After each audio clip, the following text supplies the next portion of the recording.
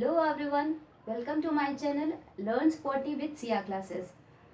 Plant movement हमने start किया था। प्लांट फिजियोलॉजी के टॉपिक में एक सब टॉपिक आता है जिसमें हम ऑलरेडी इंट्रोडक्शन पार्ट और टर्मिनोलॉजी की बात कर चुके हैं और क्लासिफिकेशन की बात हो चुकी थी। ठीक है, मैंने पहले ही अनाउंस कर दिया था कि क्लासिफिकेशन के आगे फर्दर सब कैटेगरीज हम वन बाय वन करके करेंगे। ठीक है, आज का जो लेक्चर है वो basically autonomic movement of curvature पर है। ठीक है, लेक्चर शुरू करने से पहले एक छोटा सा रिवीजन, लेकिन उससे भी पहले मेरी आप सभी से एक रिक्वेस्ट है कि अगर आप एज अ व्यूअर मेरा चैनल देख रहे हो तो प्लीज़ उसे सब्सक्राइब ज़रूर कर लीजिए ताकि आपको नोटिफिकेशन मिलता रहे। And the another one, video को लास्ट तक देखना और अगर वीडियो ठीक लगता है तो प्लीज़ आप उसे लाइक कर दीजिएगा।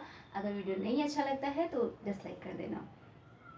लेक्चर शुरू करते हैं उससे पहले एक छोटा सा रिवीजन कि क्लासिफिकेशन की जब बात कर रही थी तो मतलब क्राइटेरिया क्या रखा गया था मूवमेंट ऑफ प्लांट मूवमेंट के लिए। वो था बेसिकली कि प्लांट पूरा का पूरा मूव कर रहा है, यानी कि मूवमेंट ऑफ लोकोमोशन की कैटेगरी दी गई।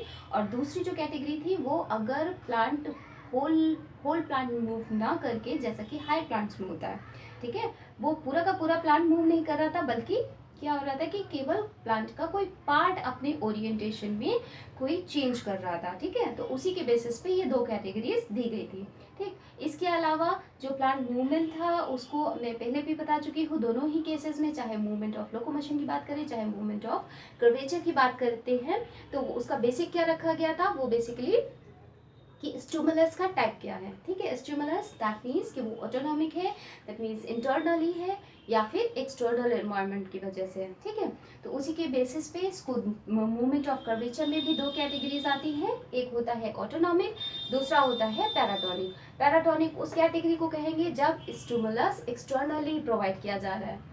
ऑटोनॉमिक की जब बात करते हैं तो वो जो स्टिमुलस होता है वो इंटरनल स्टिमुलस होता है। ठीक है, तो आज की जो बात करने वाले हैं वो ऑटोनॉमिक मूवमेंट ऑफ कर्वेचर पे है, जिसको फर्दर दो कैटेगरीज दी गई थी। क्या? पहला था ग्रोथ मूवमेंट, ठीक है, दूसरा था वेरिएशन। दोनों में डिफरेंस क्या है? डिफरेंस ये था कि जो ग्रोथ मूवमेंट था उसका, ग्रोथ मूवमेंट की जो कैटेगरी दी गई थी वो बेसिकली इस तरह का प्लांट पार्ट्स में ओरिएंटेशन में चेंज आ रहा था कि जब कभी प्लांट के किसी पार्ट की दो सर्फेसेस, दो अपोजिट सर्फेसेस में जो डिफरेंशियल ग्रोथ थी, ठीक है, या ये कहें, ऐसे भी समझ सकते हो कि मान लो अगर लीफ है, ठीक, तो उसकी जो अपर सरफेस है वो ज़्यादा ग्रो अप कर जाए in comparison to lower surface, ठीक है, या लोअर सरफेस ज़्यादा ग्रो अप कर जाए, एक्सटेंड कर जाए in comparison to upper surface, तो उस तरह की, इसी को कहते हैं, कंपेयर हो गया ना दोनों की, तो इसी ग्रोथ को कहते हैं डिफरेंशियल ग्रोथ। ठीक है, और ये ग्रोथ मूवमेंट जो था वो basically because of differential growth या extension in two opposite side of या opposite surfaces of plant parts, तब जो मूवमेंट शो कर रहा था प्लांट या ओरिएंटेशन में जो चेंज दिखा रहा था उसको कैटेगरी दी गई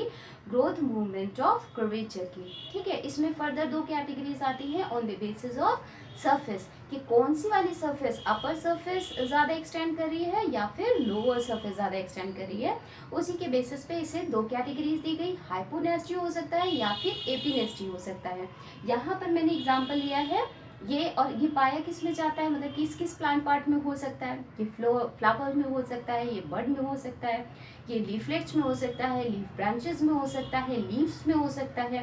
ठीक है, यहाँ पर मैं एग्जांपल ले रही हूँ फ्लावर का। ठीक है, ये बेसिकली एक रफ डायग्राम बनाया हुआ है मैंने, फ्लावर का ही है, जिसमें आप बेसिकली देख सकते हो कि ये जो ग्रीन वाला पार्ट है, पी पेटल्स को शो कर रहा है, जी गाइनोशियम को शो कर रहा है, एंड ए एंड्रोशियम को। ठीक है, इसमें और दूसरी जो चीज़ है, मैंने पेटल का एग्जांपल लिया है यहाँ पे क्योंकि फ्लावर में पेटल्स में भी तो हो सकता है ना। इसका सबसे बेस्ट एग्जांपल आप, जब बड की ओपनिंग या फिर क्लोजिंग होती है, या फिर कहते हैं ना कि फूल खिल रहा है, जब जिस वक्त खिल रहा होता है तो उस दौरान ऐसा क्या चेंजेस आते हैं।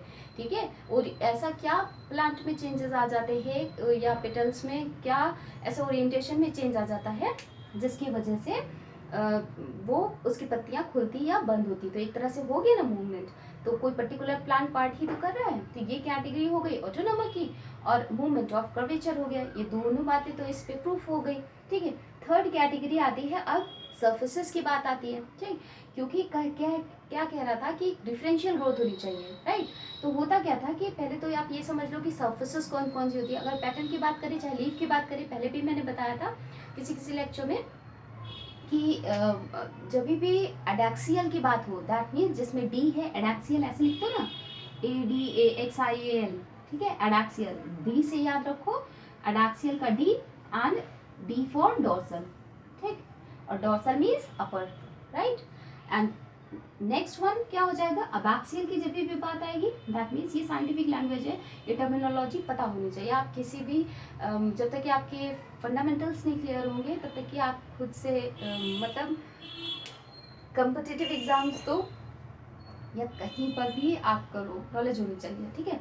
तो अबैक्सियल साइड की जब भी बात करें तो उसका मतलब अल्टीमेटली वेंट्रल हो जाता है, ठीक है। तो अब मेरे ख्याल से अपर और लोअर की बजाय आप ये भी टर्म्स यूज़ कर सकते हो। तो जैसे बात करते हैं कि जब कभी फ्लावर में बर्ड, मान लीजिए अभी ये बर्ड पोजीशन में है, ठीक है, मैंने ओपन करके दिखाया है, बट मान लीजिए ये बर्ड वाली स्टेट में था, ठीक।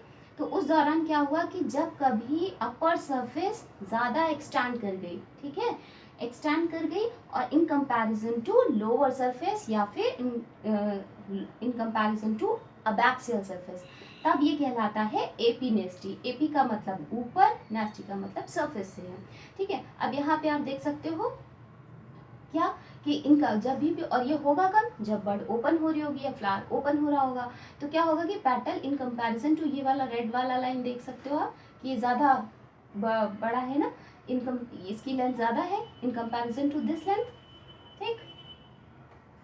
तो ये कह सकते हैं कि अपर सरफेस ने ज़्यादा ग्रो अप किया इन कंपैरिजन, अपर या एडैक्सियल सरफेस ने ज़्यादा ग्रो अप किया इन कंपैरिजन टू लोअर या फिर अबैक्सियल सरफेस। तो ये वाला फिनोमेना कहलाया एपिनेस्टी। और होगा कहाँ पे, एग्जांपल इसका सबसे बेस्ट एग्जांपल आप देख सकते हो, जब कभी बर्ड्स ओपन होती है, ठीक है, और वो फ्लावर बना रही होती है। दूसरा कैटेगरी था कि जब कभी लोअर सरफेस ज़्यादा एक्सटेंड करे, ज़्यादा ग्रो अप कर जाती है इन कंपैरिजन टू अब एडैक्सियल सरफेस या फिर अपर सरफेस या फिर ऊपर वाली लेयर की, ठीक है। तो जब ये कब होगा, जब बर्ड्स या फ्लावर क्लोज हो रहे होंगे, ठीक है, उस दौरान क्या होगा, in comparison to lower surface, ठीक है, in comparison to upper surface, ये वाली लाइन देखिए ये कम है, ठीक है, जबकि इन कंपैरिजन टू ये रेड वाला पोर्शन ज़्यादा बड़ा है, ठीक है, इसकी लेंथ ज़्यादा दिखाई पड़ रही है, ठीक है। और ये होगा कब, जब जो फ्लावर्स है या बर्ड्स है वो पूरी तरह से मतलब कि ये कह सकते हैं कि जब बंद हो रही होंगी, ठीक है, क्लोजिंग हो रही होगी बर्ड्स की, तब ये देख सकते हैं। और इस तरह का फिनोमेना कहलाता है हाइपोनेस्टी। हाइपो का मतलब ही हुआ लोअर से, एपी का मतलब हुआ ऊपर से। जब भी आप डायग्राम एनाटॉमी पढ़ते हो तो उसमें क्या, outermost surface is epidermis. Outermost क्यों, क्योंकि सबसे ऊपरी, सबसे बाहरी वाली है, ठीक है, तो वो ही कहलाता है एपिनेस्टी एंड हाइपोनेस्टी। तो ये तो हो गया ग्रोथ मूवमेंट की बात। Next category is the variation.